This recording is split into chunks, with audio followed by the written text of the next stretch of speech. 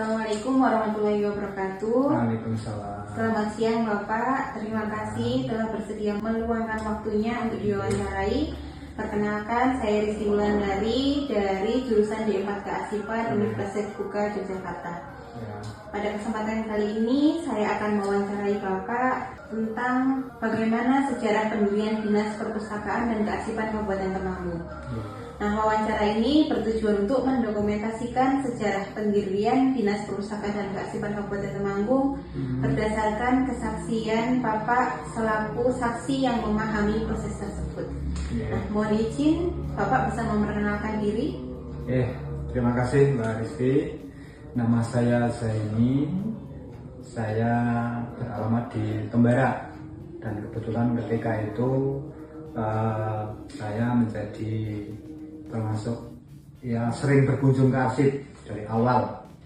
Kalau Mbak Rizky pengen atau menghendaki untuk menceritakan sejarah awal, barangkali sedikit kami bisa bercerita di mana sejarah awal Perpusda itu bermula atau dulu-dulunya adalah merupakan gabungan yang ikut di Ortalan, di mana tempatnya berkantor di stasiun lama. Seiring perkembangannya, maka di tahun 2000 itu diberlakukan otonomi daerah, di mana itu merupakan cikal bakal berdirinya Perpus, di mana di situ Perpus berdiri sendiri, kemudian kantor kearsipan juga berdiri sendiri.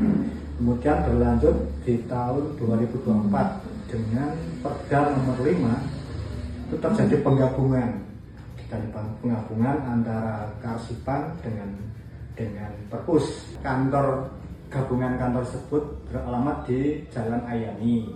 Kemudian di tahun 2025 dengan Perda nomor 5 tahun 2004 itu juga mengalami perubahan lagi sampai pada akhirnya dengan Undang-Undang nomor 23 tahun 2014 mengamanatkan bahwa perubahan-perubahan itu menjadi kantor Dinas Kearsipan dan Perpustakaan Daerah. Kemudian berkembang lagi di tahun 2021 itu adanya Perda nomor 24 tahun 2020 itu juga mengamanatkan adanya SOTK baru, yaitu menjadi Dinas Kearsipan Perpustakaan yang beralamat di Jalan Suwandi Swadi hingga kini.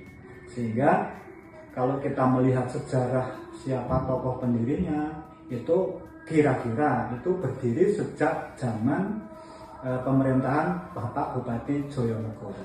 Oh, berarti pada saat pendirian itu tidak ada tokoh individu ya Pak yang berperan dalam pendirian Dinas Kearsipan dan Perpustakaan Kabupaten Temanggung? Secara spesifik ketokohan figur perorangan kita juga tidak tahu ya. Jadi berdiri dipelopori pada zaman Bapak Bupati tersebut, sehingga kalau kita melihat perorangannya ya Bapak Bupati itu sebagai tokoh pendiri awal. Pada saat pendirian pertama Dinas Perpustakaan dan Arsip itu bagaimana kondisi awal ketertarikan masyarakat terhadap Perpusda ini Pak? Dengan adanya dinamika yang ada, termasuk sarana operasional kantor dan ketika itu masih nginduk kemudian pindah dan sebagainya, ini awal-awal memang minat masyarakat itu belum begitu bagus ya. Artinya perpustakaan itu kan cenderung merupakan hal yang tidak bersinggungan langsung dengan kehidupan sehari-hari, sehingga minat baca terhadap masyarakat itu ketika itu masih kurang, sehingga perlu dengan adanya seperti itu, perlu adanya inovasi bagaimana caranya agar minat baca masyarakat itu bisa bertambah, sehingga Perpus ini menjadi tempat yang tidak hanya seolah-olah kebutuhan yang tidak bersinggungan dengan masyarakat gitu. Jadi apa langkah yang dilakukan Dinas Arsip dan Perpustakaan itu untuk menarik masyarakat? Nah, Ya, barang tentu kita memberikan satu sosialisasi ke desa-desa terutama. Salah satunya itu adanya perpustakaan keliling, kemudian adanya pameran buku, adanya pameran literasi dan sebagainya. Sudah dilakukan di dinas perpustakaan ini. Ada. Nah, untuk kegiatan yang dilakukan itu apakah berpengaruh dan itu dapat menarik minat masyarakat, Pak? Dampaknya itu? Ya, sebatas informasi, kami selaku